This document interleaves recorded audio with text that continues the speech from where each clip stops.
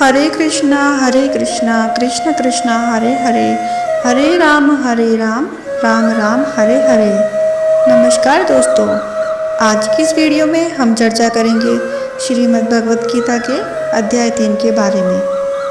श्रीमद् भगवत गीता के प्रथम दोनों अध्याय मैंने अपने चैनल पर अपलोड कर दिए हैं। डिस्क्रिप्शन बॉक्स में दिए गए लिंक पर जाकर आप इनका श्रवण कर सकते हैं। तो चलिए श्रीमद् भगवत गीता का तीसरा अध्याय प्रारंभ करते हैं। अर्जुन ने कहा, हे जनार्दन, हे केशव, यदि आप निष्काम कर्म मार्ग की अपेक्षा ज्ञान मार्ग को श्रेष्ठ समझते हैं तो फिर मुझे भयंकर कर्म यानी कि युद्ध में क्यों लगाना चाहते हैं? आप अनेक अर्थ वाले शब्दों से मेरी बुद्धि को मानो मोहित कर रहे हैं। अतः इनमें से मेरे लिए जो एकमात्र श्रेष्ठकर है उसे कृपा करके निश्चय पूर्वक मुझे बताएं, जिससे मैं उस श्रेय को प्राप्त कर सकूं। श्री भगवान ने कहा, हे निष्पाप अर्जुन, इस संसार में आत्म साक्षात्कार की 2 प्रकार की विधियां पहले भी मेरे द्वारा कही गई हैं। ज्ञानियों के लिए ज्ञान मार्ग, निष्काम कर्म मार्ग यानी कि भक्ति योग नियत है। मनुष्य ना तो बिना कर्म किए कर्म बंधनों से मुक्त हो सकता है और न ही कर्मों के त्याग यानी कि संन्यास मात्र से सफलता को प्राप्त हो सकता है। कोई भी मनुष्य किसी भी समय में क्षण मात्र भी कर्म किए बिना नहीं रह सकता, क्योंकि प्रत्येक मनुष्य प्रकृति से उत्पन्न गुणों द्वारा विवश होकर कर्म करता है। जो मनुष्य कर्म इंद्रियों को वश में तो करता है किंतु मन से इंद्रियों के विषयों का चिंतन करता रहता है, ऐसा मूर्ख जीव मिथ्याचारी कहलाता है। हे अर्जुन, जो मनुष्य मन के द्वारा इंद्रियों को वश में करने का प्रयत्न करता है और बिना किसी आसक्ति के कर्मयोग का आचरण करता है, वही सभी मनुष्यों में अति उत्तम मनुष्य है। हे अर्जुन, तू अपना नियत कर्तव्य कर्म कर, क्योंकि कर्म न करने की अपेक्षा कर्म करना श्रेष्ठ है। कर्म न करने से तो तेरी यह जीवन यात्रा भी सफल नहीं हो सकती। यज्ञ की प्रक्रिया ही कर्म है। इस यज्ञ की प्रक्रिया के अतिरिक्त जो भी किया जाता है उससे जन्म मृत्यु रूपी बंधन उत्पन्न होता है। अतः हे कुंती पुत्र, उस यज्ञ की पूर्ति के लिए संग दोष से मुक्त रहकर भली भांति कर्म का आचरण कर। सृष्टि के प्रारंभ में प्रजापति ब्रह्मा ने यज्ञ सहित देवताओं और मनुष्य को रचकर उनसे कहा कि तुम लोग इस यज्ञ द्वारा सुख समृद्धि को प्राप्त करो और यह यज्ञ तुम लोगों की इष्ट संबंधित कामना की पूर्ति करेगा। इस यज्ञ द्वारा देवताओं की उन्नति करो और वे देवता तुम लोगों की उन्नति करेंगे। इस तरह एक दूसरे की उन्नति करते हुए तुम लोग परम कल्याण को प्राप्त हो जाओगे। यज्ञ द्वारा उन्नति को प्राप्त देवता तुम लोगों की सभी आवश्यकताओं की पूर्ति करेंगे, किंतु जो मनुष्य देवताओं द्वारा दिए हुए सुख भोगों को उनके दिए बिना ही स्वयं भोगता है, उसे निश्चित रूप से चोर समझना चाहिए। यज्ञ से बचे हुए अन्न को खाने वाले भक्त सब पापों से मुक्त हो जाते हैं, किंतु अन्य लोग जो अपनी इंद्रिय सुख के लिए ही भोजन पकाते हैं, वे तो पाप ही खाते हैं। सभी प्राणी अन्न से उत्पन्न होते हैं। अन्न की उत्पत्ति वर्षा से होती है, वर्षा की उत्पत्ति यज्ञ संपन्न करने से होती है और यज्ञ की उत्पत्ति नियत कर्म अर्थात वेद की आज्ञा अनुसार कर्म करने से होती है। नियत कर्मों का विधान वेद में निहित है और वेद को शब्द रूप से अविनाशी परमात्मा से साक्षात उत्पन्न समझना चाहिए। इसीलिए सर्वव्यापी परमात्मा ब्रह्म रूप में यज्ञ में सदा स्थित रहता है। हे प्रथापुत्र, जो मनुष्य जीवन में इस प्रकार वेदों द्वारा स्थापित यज्ञ चक्र अर्थात नियत कर्म का अनुसरण नहीं करता, वह निश्चय ही पापमय जीवन व्यतीत करता है। ऐसा मनुष्य इंद्रियों की तुष्टि के लिए व्यर्थ ही जीता है, परंतु जो मनुष्य आत्मा में ही आनंद प्राप्त कर लेता है तथा वह अपनी आत्मा में ही पूर्ण संतुष्ट रहता है, उसके लिए कोई नियत कर्म अर्थात कर्तव्य शेष नहीं रहता। उस महापुरुष के लिए इस संसार में न तो कर्तव्य कर्म करने की आवश्यकता रह जाती है और न ही कर्म को न करने का कोई कारण ही रहता है, तथा उसे समस्त प्राणियों में से किसी पर निर्भर रहने की आवश्यकता नहीं रहती है। अतः कर्म फल में आसक्त हुए बिना मनुष्य को अपना कर्तव्य समझकर कर्म करते रहना चाहिए, क्योंकि अनासक्त भाव से निरंतर कर्तव्य कर्म करने से मनुष्य को एक दिन परमात्मा की प्राप्ति हो जाती है। राजा जनक जैसे अन्य मनुष्यों ने भी केवल कर्तव्य कर्म करके ही परम सिद्धि को प्राप्त किया है। अतः संसार के हित का विचार करते हुए भी तेरे लिए कर्म करना ही उचित है। महापुरुष जो जो आचरण करता है, सामान्य मनुष्य भी उसी का ही अनुसरण करते हैं। वह श्रेष्ठ पुरुष जो कुछ आदर्श प्रस्तुत कर देता है, समस्त संसार भी उसी का अनुसरण करने लगता है। हे प्रथापुत्र, तीनों लोकों में मेरे लिए कोई भी कर्तव्य शेष नहीं है, न ही किसी वस्तु का अभाव है, न ही किसी वस्तु को प्राप्त करने की इच्छा है। फिर भी मैं कर्तव्य समझकर कर्म करने में लगा हूँ। हे पार्थ, यदि मैं नियत कर्मों को सावधानी पूर्वक न करूँ तो यह निश्चित है कि सभी मनुष्य मेरे ही मार्ग का अनुगमन करेंगे। इसीलिए यदि मैं कर्तव्य समझकर कर्म न करूँ तो ये सभी लोग भ्रष्ट हो जाएंगे। तब मैं अवांछित सृष्टि की उत्पत्ति का कारण हो जाऊंगा और इस प्रकार समस्त प्राणियों को नष्ट करने वाला बन जाऊंगा। हे भरतवंशी, जिस प्रकार अज्ञानी मनुष्य फल की इच्छा से कार्य करते हैं, उसी प्रकार विद्वान मनुष्य को फल की इच्छा के बिना संसार के कल्याण के लिए कार्य करना चाहिए। विद्वान महापुरुष को चाहिए वह फल की इच्छा वाले अज्ञानी मनुष्य को कर्म करने से रोके नहीं, जिससे उसकी बुद्धि भ्रमित ना हो, बल्कि स्वयं कर्तव्य कर्म को भली प्रकार से करता हुआ उनसे भी भली बातें कराते रहना चाहिए। जन्म से लेकर मृत्यु तक के सभी कर्म प्रकृति के गुणों के द्वारा संपन्न किए जाते हैं। अहंकार के प्रभाव से मोहग्रस्त होकर अज्ञानी मनुष्य स्वयं को कर्ता मानने लगता है, परंतु हे महाबाहु, परम तत्व को जानने वाला महापुरुष इंद्रियों को और इंद्रियों की क्रियाशीलता को प्रकृति के गुणों के द्वारा करता हुआ मानकर कभी उनमें आसक्त नहीं होता। माया के प्रभाव से मोहग्रस्त होते हुए मनुष्य सांसारिक कर्मों के प्रति आसक्त होकर कर्म में लग जाते हैं। अतः पूर्ण ज्ञानी मनुष्य को चाहिए कि वह उन मंद बुद्धि वालों को विचलित ना करे।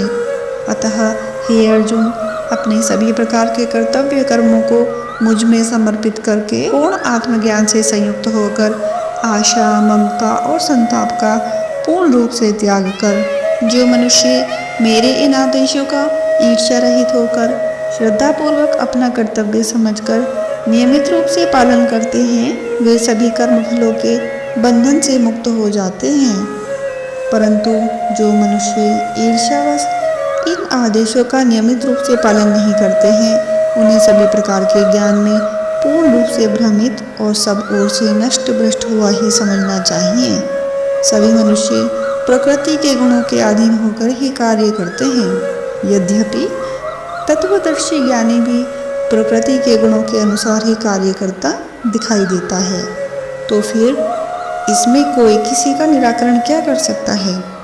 सभी इंद्रियां और इंद्रियों के विषयों के प्रति आसक्ति और विरक्ति नियमों के अधीन स्थित होती है। मनुष्य को इनके अधीन नहीं होना चाहिए, क्योंकि दोनों ही आत्म साक्षात्कार के पथ में अवरोध उत्पन्न करने वाले हैं। दूसरों के कर्तव्य को भली भांति अनुसरण करने की अपेक्षा अपना कर्तव्य पालन को दोषपूर्ण ढंग से करना भी अधिक कल्याणकारी होता है। दूसरों के कर्तव्य का अनुसरण करने से भय उत्पन्न होता है। अपने कर्तव्य का पालन करते हुए मरना भी श्रेयकर होता है। अर्जुन ने कहा, हे वृष्णिवंशी, मनुष्य ना चाहते हुए भी किसकी प्रेरणा से पाप कर्म करता है। यद्यपि ऐसा लगता है कि उसे बलपूर्वक पाप कर्म के लिए प्रेरित किया जा रहा है। श्री भगवान ने कहा, इसका कारण रजोगुण से उत्पन्न होने वाले काम, विषय वासना और क्रोध बड़े पापी हैं। तो इन्हें ही संसार में अग्नि के समान कभी न तृप्त होने वाले महान शत्रु समझ। जिस प्रकार धुएं से अग्नि और धूल से दर्पण ढक जाता है, तथा जिस प्रकार गर्भाशय से गर्भ ढका रहता है, उसी प्रकार कामनाओं से ज्ञान ढका रहता है। हे कुंती पुत्र, इस प्रकार शुद्ध चेतन स्वरूप जीवात्मा का ज्ञान कामना रूपी नित्य शत्रु द्वारा ढका रहता है, जो कभी भी तुष्ट न होने वाली अग्नि की तरह जलता रहता है। इंद्रियां, मन और बुद्धि कामनाओं के निवास स्थान होते हैं। इनके द्वारा कामनाएं ज्ञान को आच्छादित करके जीवात्मा को मोहग्रस्त कर देती हैं। अतः हे भरतवंशियों में श्रेष्ठ, तू प्रारंभ में ही इंद्रियों को वश में करके और आत्मज्ञान और आत्म साक्षात्कार में बाधा उत्पन्न करने वाली इन महान पापी कामनाओं का ही बलपूर्वक समाप्त कर। हे अर्जुन, इस जड़ पदार्थ शरीर की अपेक्षा इंद्रियां श्रेष्ठ हैं। इंद्रियों की अपेक्षा मन श्रेष्ठ है, मन की अपेक्षा बुद्धि श्रेष्ठ है, और जो बुद्धि से भी श्रेष्ठ है तो वही सर्वश्रेष्ठ शुद्ध स्वरूप आत्मा है। इस प्रकार हे महाबाहु अर्जुन, स्वयं को मन और बुद्धि से श्रेष्ठ आत्मा रूप समझकर बुद्धि के द्वारा मन को स्थिर करके तू कामना और रूपी दुर्जय शत्रुओं को मार। इस प्रकार उपनिषद, ब्रह्मा विद्या तथा योग शास्त्र रूप श्रीमद् भगवत गीता के श्री कृष्ण अर्जुन संवाद में कर्मयोग नाम का तीसरा अध्याय संपूर्ण हुआ। बोलिए कृष्ण भगवान की जय। आइए अब जानते हैं श्रीमद् भगवत गीता के तीसरे अध्याय का लाभ और महत्व के बारे में। इसके संबंध में एक कथा प्रचलित है। श्री नारायण बोले, हे लक्ष्मी, एक महामूर्ख व्यक्ति अकेला ही एक वन में रहता था। गलत कार्यों से उसने बहुत सा धन इकट्ठा किया। किसी कारण से वह सब धन जाता रहा। अब वह व्यक्ति बहुत चिंतित रहने लगा। किसी से पूछता कि ऐसा उपाय बताओ जिससे पृथ्वी में गड़ा धन मुझे मिले। किसी से पूछता कोई उपाय बताओ जिसे लगाने से पृथ्वी में गड़ा धन दिखने लगे। तब कहीं किसी ने कहा मांस मंदिरा खाया पिया कर। तब वह एक खोटा कर्म करने लगा, चोरी करने लगा। एक दिन धन की लालसा कर चोरी करने गया। मार्ग में चोरों ने उसे मार दिया। तदंतर उसने प्रेत की योनि पाई। उस प्रेत योनि में उसे बड़ा दुख हुआ। एक बट वृक्ष पर 7 दिन चिल्लाया करता कि कोई ऐसा भी है जो मुझे इस अधम देह से छुड़ावे। कुछ समय बाद उसकी पत्नी जो गर्भवती थी, उसने एक पुत्र को जन्म दिया। जब उसका पुत्र बड़ा हुआ तो एक दिन अपनी माता से पूछा, मेरा पिता क्या व्यापार करता था माँ, और उसका देहांत किस प्रकार हुआ। तब उसकी माता ने बताया कि हे बेटा, तेरे पिता के पास बहुत सा धन था, वह सब यूं ही जाता रहा। वह धन के चले जाने से बहुत चिंतित रहने लगे। एक दिन धन की लालसा से चोरी करने गए, लेकिन मार्ग में चोरों ने उन्हें मार डाला। तब बेटे ने कहा, हे माता, उनकी गति कराई थी। माता ने कहा, नहीं कराई। बेटे ने पूछा, माता, उनकी गति करानी चाहिए। माँ ने कहा, अच्छी बात है। तब वह पंडितों से पूछने गया और जाकर प्रार्थना की कि हे स्वामी, मेरा पिता एक दिशा में जाकर मृत्यु को प्राप्त हुए, अतः उनका उद्धार किस तरह हो सकता है। पंडितों ने कहा, तू गया जी जाकर उनकी गति कर, तब पितरों का उद्धार होगा।